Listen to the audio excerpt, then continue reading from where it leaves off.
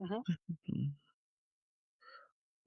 Welcome back to STEM and Gap, where we attempt to bridge the gap between the majority and minority in STEM fields. Today, I have a special guest, professor at Boston College, um, Mrs. Dr. Doss. If you want to give a little bit of an introduction about yourself and what got you here, and everything in between. Okay. So my name is Dr. Maitreyi Das, and I'm a professor of biology at Boston College. I've been in Boston College since 2022. Prior to that, I was a professor at the University of Tennessee in Knoxville. Before that, I was a postdoc at the University of Miami in Miami, Florida. Um, Before that, I was in Helsinki, Finland for about a year. Oh Uh, wow! and But I actually grew up in India. I did my entire education in India. So after I finished my PhD in India, I moved to Helsinki first.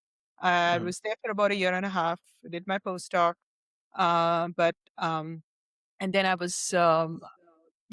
I got a job at the University of Miami. I moved there, and then the rest. I'm a cell biologist by training. I study how cells work, how they behave. I run a research lab here at Boston College. Wow. And I also train students to become scientists. So I have graduate students and postdocs who work under my supervision. In Okay. addition to that, I also teach undergraduate students at Boston College. Oh wow, that is Mhm. a lot to unpack. If you don't mind me asking, was there like what is something that sparked your interest in biology? Was it like a specific event? Was there like a mentor, like a tutor that really gave you that inspiration to do all the hard work you're doing right now? So before I became interested in biology, there is actually an interesting story behind this, and the importance of um, diversity in the STEM field. When I was a kid, I was this was the year was 1984, and I was Okay. in elementary school, and the first Indian astronaut went into outer space. And it Oh was a big wow. deal in India, and we Hmm. were all extremely, excited about it. And of course, everybody around me is excited, so I'm excited, not knowing why I Yeah. should. Yeah. I'm a kid at that point, and so of course, being very curious that I asked my mom, "Why are we excited about this? Like, I'm happy to be celebrating with you, but I need to know the Yeah. reason." And so she started explaining to me how, this is amazing. He's gone into outer space. This is something that very few people get to do. And I'm like, why do we need to go into outer space? And so Hmm. in that conversation, she finally told me that there is a profession where you try to figure out how things work. Yeah. And they are called scientists. Oh And I knew wow. right away that that was what I was supposed to do. I did not know at that time whether I Hmm. was going to be a biologist, a physicist, or, I had no idea what kind of science I was going to do. I just Hmm. knew that I had to be a scientist like that person who went out into outer space. I wasn't even keen on going into outer space. It was just the fact that I would figure out how things work. The Hmm. idea that I could do that fascinated me.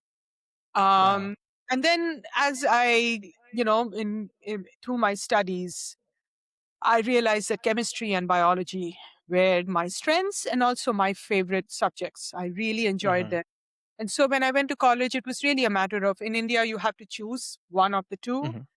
Yeah. As a teacher. And so I had to decide. And I guess I had, a more exciting, engaged professors in biology in college. So that's where I ended up Hmm. selecting my major in biology. But I did come back to chemistry because I did my master's in biochemistry. So there is a lot of chem Oh, okay. I do in what I do. But yeah, my in my story, it was the scientist. Being a scientist came first, and Yeah. then the field of science came second. Yeah, yeah. That's a wonderful story. I've done when I do these interviews, is always kind of like the same like blur area, and I think that that kind of story like it's out of the ordinary. I feel like you know that kind of sparks like inspiration amongst just not only yourself but people around you, right? People just like also not only people like looking up to you, looking up as almost as that mentor, right? giving that explanation and the things that you are doing, especially teaching undergraduate students to become scientists and stuff like that. It's you kind of being that role like your mother played. So I know that, being a scientist, especially working with cells and all that, it involves a lot of trials and error. I'm not someone who does a lot of biology. I'm more of in the engineering department. However, I know that's something that STEM crosses everything is a lot of trial and error. Mhm. Something like research, involves a lot of setbacks. How do you handle experiments with a lot of, you know, mistakes or setbacks in a sense? Like how do you go in at it with a positive mind, and how do you, change that, you know what I mean? Yeah. So Yeah. I like to joke about this that we scientists, there is a reason why we scientists look so mopey and sad all the time. Yeah. That's because we are constantly dealing with rejection and Mhm. disappointment because, if you come up with 10 hypotheses in your project, there's a good chance that 9 of them will fail. But that's the Yeah. process of science. The way we do science is not by proving anything. The process of doing science is to disprove a hypothesis. You try Mm. very hard to disprove your hypothesis, and if your hypothesis still stands after every way that you could test it, then you Mhm. say, okay, this is as close to the truth as possible, given what we know in the field right now. Yeah. So um, it's hard. There is Yeah. no denying that, but the the the thing that drives us, that keeps us going, Mhm. is the fact that when you figure out something, the Yeah. joy and the elation that you experience, it's such a high that just the dream of that can keep us going, knowing that Wow. someday we will get there. You just Mhm. have to be patient. Though I will say that one important requirement to be a successful scientist, Mhm. everybody, once you're in college, you have a certain level of smartness. So I'm not even Yeah. say that you have to be very smart. That is not really what when I'm looking for a student. Yes, I meet somebody with certain basic level of competence. But what I Understanding, yeah. look for is their ability to take risks. They're not Mm. um, there's no fear of failure. That is what I'm Okay. looking for. Are they ready Mm. to risk, not worry about failing and say, okay, I failed now. This is my learning experience. Let's go onwards. Let's look forward. Mm. So that's how you do this. That's how you keep That kind going. of that kind of determination and work ethic that kind of Yeah. pushes and drives motivation. I understand. Mhm. Kind of relating to that question, are there like any specific skills that are really important for someone who's trying to get into, that science or biochemist, profession? Is there any like skills for or that are most important for young scientists entering that research profession? So one, you know, skills, I would say it's about how you learn. Right? So Mm, right now you're in school and you have your STEM related classes. You have yeah. science, biology, or physics. So you'll be doing all that in high school. I think what you should focus on are not just the facts that are in front of you, but probing Hmm. further and looking deeper and saying, why are these the facts? How do we know that these are the facts? And Mm, this kind of curiosity is a skill yeah. that you need in order to succeed. Once you have that inbuilt curiosity, like if you have that, or you can inculcate that, or you have an interest in asking questions, you can pretty much learn any field. Because learning is just about that, you pick up a book, Yeah. go and interact with your teachers and professors, and you can learn something. So Hmm. learning, not knowing something is not the problem. Having the curiosity and the motivation to figure things out is the skill that I would look for. Mm. Okay. Okay. I think that, those are often like skills that like a lot of people when they hear that, I feel like a lot of people get discouraged. What is something that you may say to someone like a young scientist to keep them pushing, to keep them motivated, to keep the strong work ethic that you need to be in the lab? Because I know that, science is often like a thing where it can be really demotivating. A lot of people, like you said before, how people scientists can get a lot of like really gloopy and like really like sad. What is like something that you would say to like maybe your younger self or maybe a younger scientist who wants to keep pushing and who is really demotivated? What would you do or what would you tell them to keep them motivated? Huh. that is an interesting question because I Yeah. am I am not sure how to answer this in the most honest way possible while Yeah. not demotivating someone. Okay, so Yeah. the question, because I think motivation has to be from within. Okay, Mm. Okay. I think you have to be self motivated. No one else Yeah. can do it for you. You should not. And here's the thing, I don't believe that being a scientist is any more important than, Yeah. say, being a stockbroker or being a Yeah. bank or being a doctor or any other Mhm. thing. I think all professions are important for a healthy, functional society. Yeah. So you have to find what truly gives you joy. It has to give you joy. So find what gives Mm. you joy and pursue that. So if you want to be a scientist, if Yeah. being a scientist is something, then first you have to figure out, are you motivated and curious enough to push for answers Yeah. even when the going is going to be hard? Like things are not going to work sometimes. Things are going to, you know, you will Yeah. fail from time to time. Do you still want to keep going? If you feel you have that kind of motivation, then absolutely you should do it. Now, motivation itself can be, some of it could be could come from within, but Yeah. demotivation can also be because of environment and the society around you, who's Yeah, always you're right. you that, maybe you cannot do this or whatever, so you start believing it. So Mhm. that is, of course, you cannot fall into that trap. You have to Mhm. have faith in your abilities. And Faith in your uh, abilities. Okay. yeah. And also, like, for example, let's say you have maybe your professors or some elders in your Mhm. life who are telling you that, oh, you have the skills. You should think about this. Yeah. You need to believe them. Do not try to say, Mm. oh, no. I mean, there is this thing called imposter phenomena where you feel that, oh, Mhm. everyone thinks I'm good, but I'm really not good and I'm an imposter. Mm. That's I have suffered from it too when I was younger. I Mm. still have a little bit of it, but it never really goes away. But it shows up very rarely now. But Yeah.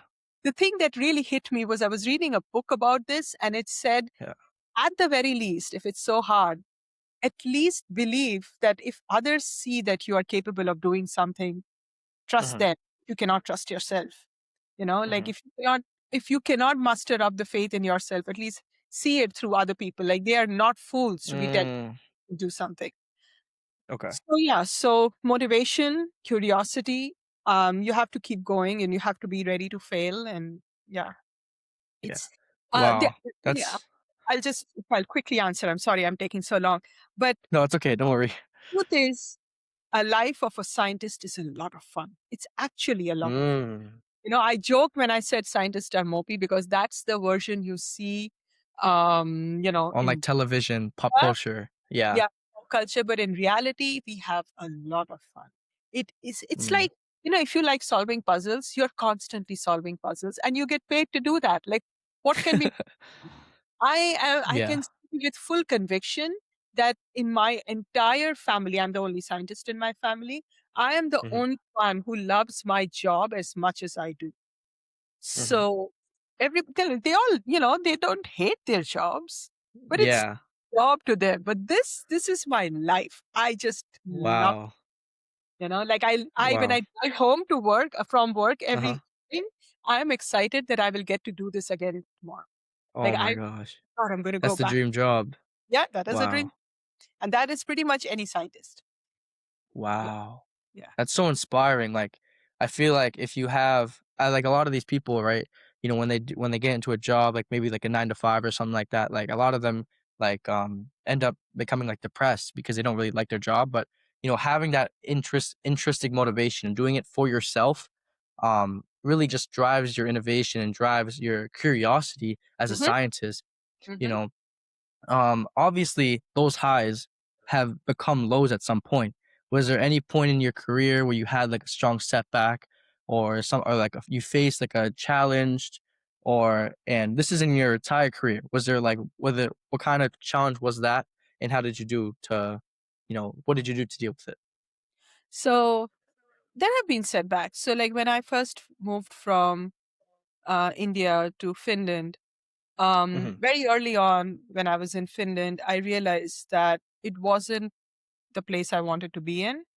The Mm, research wasn't going as well as I wanted it to go, and yeah. things were just not falling into place. And so Uh-huh. I knew I wanted to move to another lab. I mean, Okay. the lab was fine. It was just I just didn't gel. Like things just didn't work Yeah. out. And Understandable. Yeah. um that was a difficult part till I found the job. It ended up being the dream job, the best thing that could have happened to Yeah. me. But it took me a while to get there, and in Mhm, between, it was hard. mhm. The other, I mean, I worked so hard. Finland is a very difficult country to live in because of the harsh winters, and I Yeah. would be working in the lab till 11 p.m. on a regular basis. Wow, 11? Uh, that was, I was working so hard, and still it was, things were not really going anywhere, and I was so disappointed. Mhm. Then the second time, it wasn't really a setback, but a real shock was when I started my own independent career as a professor. And I Mm, only remember, because it's like starting a small business from scratch. You are yeah. setting your own lab. And so my first thing was, oh my God, what did I get myself into? And then, Yeah.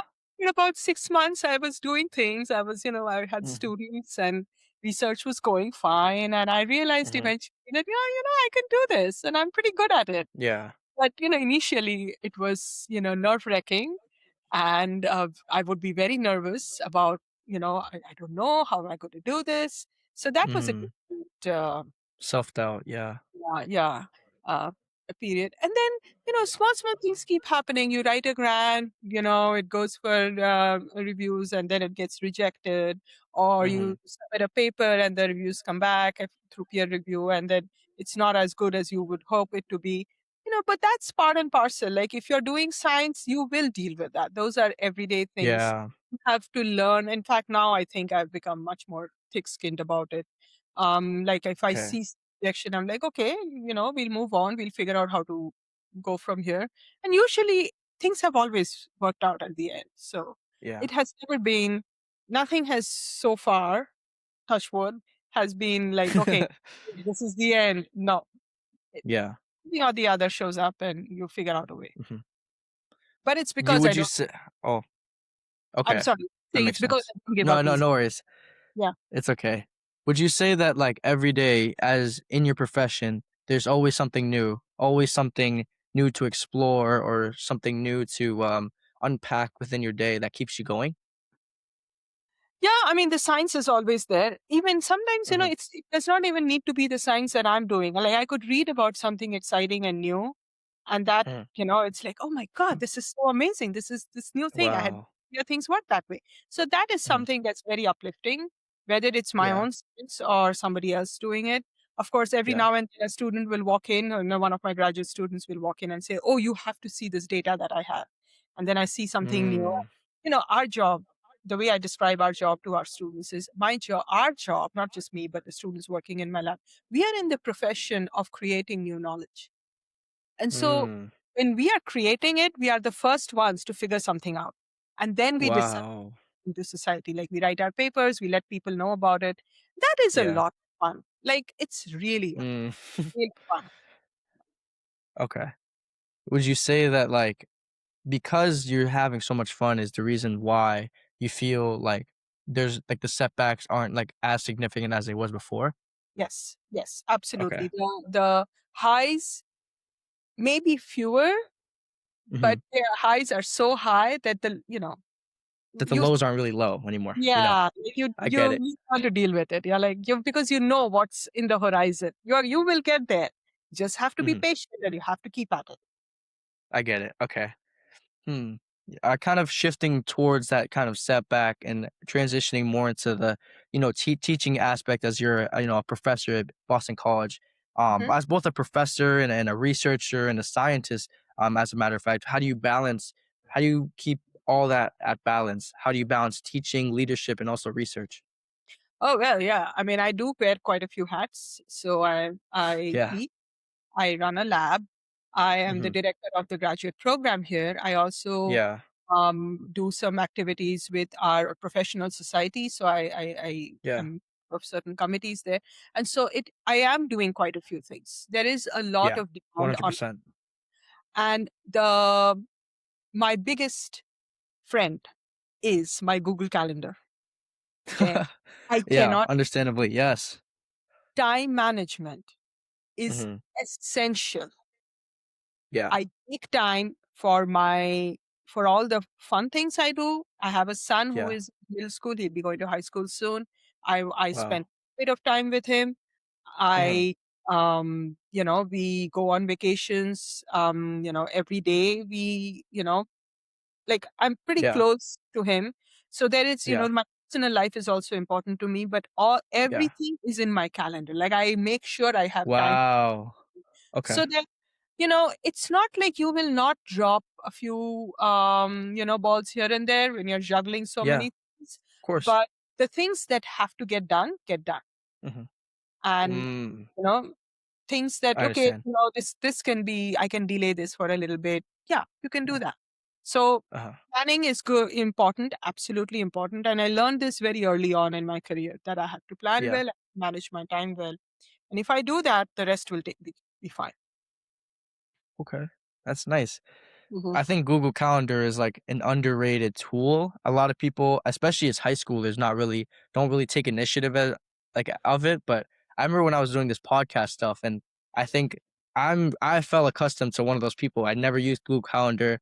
I'm smart enough to where I can like remember all the assignments in my head. Like I can go down my schedule and just remember what assignments I have for the day. But until I realized I kept slipping the assignments, and I actually had to put initiative into that Google Calendar. I knew also with the podcast that I actually had to take that stance when I remember setting up your meeting and also a meeting I had Monday. It was super confusing. I kept asking Gavin. I was like, "Oh, what is this?" Or and I just kept getting really confused. And I admittingly, it was really stressful for me to do something. And this isn't really main school. This isn't schoolwork, you know. So this is Mm, often like extracurriculars and imagine stuff for schoolwork. How stressed I was not exactly. having that schedule, being not planned out, and it did really take a toll on me and my academic performance. But we also do have come back, like you said before, with your challenges and all that. So, as a professor, would you say what differentiates you from a standard college professor? Are there any like role under any like moral lessons you try to teach within your lessons? Are there like a specific message that you try to portray? What makes you truly different? I don't know what makes me different. I think my colleagues are pretty amazing, and we are all, Okay. we for the most part we share our love for the science, right? Yeah. Um, I can tell you what I do. I cannot speak for my colleagues, but I teach an undergraduate course. It's called Molecules and Cells. If you are in Boston College and you decide to be a major in biology, you will have to take that course, Okay. freshman level course. And it's a pretty big class, about 140 Wow. students. And my goal is not just to teach them the fundamentals of biology, even though that is the curriculum. I spend a Yeah. lot of time in teaching the students how to learn, Hmm. because there are, right now you're learning a certain way in high school, but you will see once you go to college, all that is going to change, especially if you're in the STEM field. And so Yeah. I do help them figure out how to learn. What are the things that's keeping them from doing well in the exams? Hmm. um, and I spend a lot of time in that. Students come to my office hours just to discuss learning strategies. How do I learn? And we Yeah. discuss that. And I found that very effective, because I've seen that sometimes, quite often these days, actually, because I'm also improvising on this, right? I'm making it better and Yeah. better, Yeah. Of because I'm learning course. from how the students are responding to it, so I know what to do. Mhm. And what I found is that the students, they email me after a year almost, saying that I'm still using Wow. strategies and it's helping me in Wow. upper level classes. So that is something I really, I'm pretty passionate about. The other Mhm. thing I try to do, I mean, I devote one lecture to this. I don't have the luxury of time because I want to finish the curriculum, but Yeah. I devote one lecture to connecting science to some, current social, societal topics. So it's all science based. Like, halfway through you will realize, wait a minute, we are still doing science, we are still talking about DNA replication and Yeah. gene expression and things like that. But Yeah. I try to connect it to real life issues, maybe Wow. think Okay. of a drug or something like that. And and that may, so I Yeah. think that helps put the students, it helps them put the knowledge that they're learning in the classroom into real life, into a proper perspective. Like, Yeah. how does this apply in day to day life? It's Mm. just about learning these things so that a lot of my students, they want to go into a medical profession. It's not Mhm. just about getting a good MCAT score, right? I Yeah. mean, if my goal is, if you are taking this class, you should be literate enough about biology that if you're sitting there and watching something in the news about biology, Yeah. you will be able to figure out what's going on. So Okay. yeah. I think that kind of also connects back to what we mentioned before about the setback and like the motivation thing. I think, especially for those high schoolers out there who are taking calculus or something like a very rigorous math course or like a science course, and how that can, it often doesn't really translate to real life. Like, I remember in my, I believe it was sophomore year class, I was learning also, like you said before, DNA replication and like cancer cells, P53, and all that stuff. I was curious. I was like, how does this replicate in my life? Well, knock on wood, I'm probably never gonna get cancer. I'm probably, this isn't useless. I'm not gonna use this. Like, I'm going into the engineering field. I have no like intention of learning about this. But using that connection with like life and that social, um, those social interactions, it really helps a student gain motivation. Or like, if you really think about it like this, oh, because it connects to this, I want to learn more. I want to delve deeper in your course, and I just want to be more, aware, and thus motivation to become a scientist. If I wanted to translate it more to the high school level, what are ways that like high schools or middle schools or even elementary schools can encourage more students to get them into STEM, to pursue science more specifically? Huh. Um, I think at elementary school, I think you don't have to really do much. I think Yeah, that's fair. children are, naturally curious. They're just, Mhm. they don't know a lot. They see a lot around them, but they don't know a lot. So they're naturally curious. The point is, how do you hold on to this curiosity, even with Mhm. all the distractions? Yeah. Um, I would say, it sounds very boring and mom-like, but I would say doing a lot of reading is Mhm. very good, especially. Um, I mean, you should read everything, not just Yeah. science, but there are a lot of very good science fiction books. And I Mhm. think for youngsters, like teenagers, they are really exciting. So Yeah. reading is one way. You actually learn quite a bit from that, Yeah. So that is something that will keep you excited, engaged, and will Okay. automatically get you curious. You will be hungry to know more, because what happens is, Mhm. when you read a story and the story is good, you think about it more. You want to know more. Yeah. You just want to Yeah. live, and so then you're more curious, you want to know more about the science, and it Mhm. automatically gets you interested in it. Of course. Um, um, but yeah, so, uh, you may or may not have a science teacher who is the right teacher for you. Not everyone Yeah. is the right teacher for every student. And Mhm. same goes for me. But that you should, if you are in a situation like that, give science a try. Like, read the books. You know, Mhm. um, there are a lot of interesting podcasts.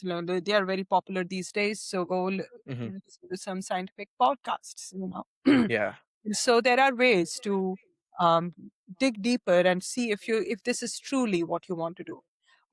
I strongly would again say, don't do this because you want to um,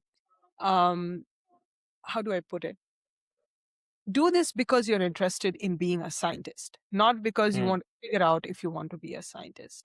Try all Mm. things, like um Try everything. Okay. yeah, try everything. Keep an open mind. You never know, I mean, my son, right now, his mom is a scientist. We talk science all the time.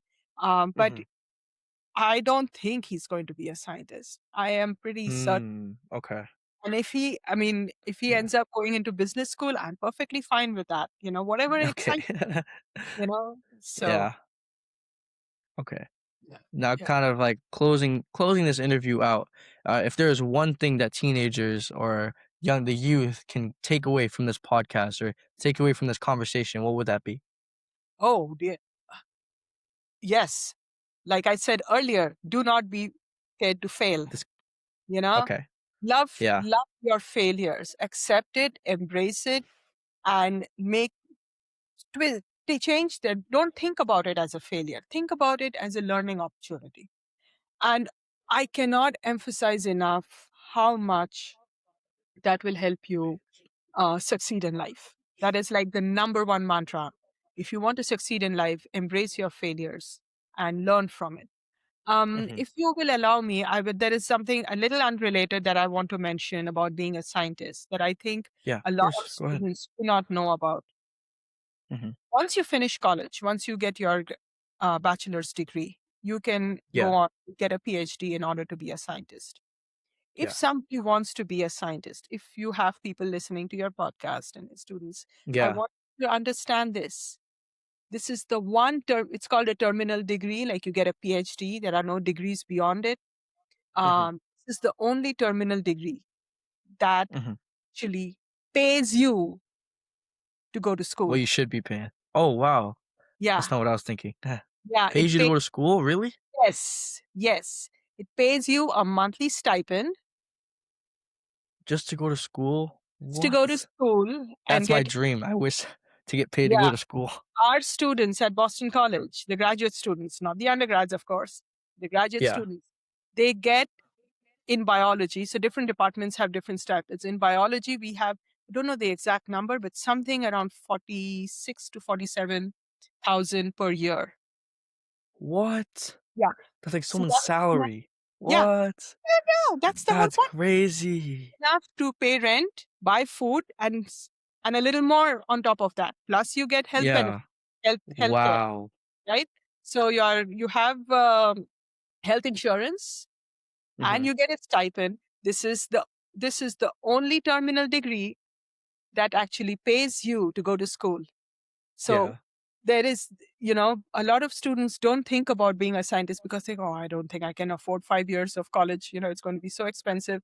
Actually, no, you Yeah. know, it pay you. Okay. You're not going to live like a king, but it pays Yeah. you to get a degree. Like You which other yeah. field, is that, right? Yeah, So that's fair. I wanted to make Okay. sure that I said that, and so That's people, that kind of also plays into like what you were saying before, like the motivation aspect. Like "Hmm, in a yeah, way, obviously you, Mr. Mrs. Doss, like obviously you do it for the intrinsic motivation, like obviously doing it for yourself. However, also, I mean, if you're getting a little bit of money just to go to school, obviously, at the end of the day, you need food and you need yeah, shelter. So come on, who are we kidding? That is important. yeah, These are yeah. important things. Okay. Oh my gosh, that's crazy. I did not think that. But Mhm. I would thank you. I really thank you as you're kind of closing this off. I really want to thank you for coming out here, taking your undivided attention towards me and my questions, and also, I know it's Friday. You want to go home to your kids and all that, and your husband and whatnot. So I appreciate you for just spending 35 minutes just to talk with me about this podcast.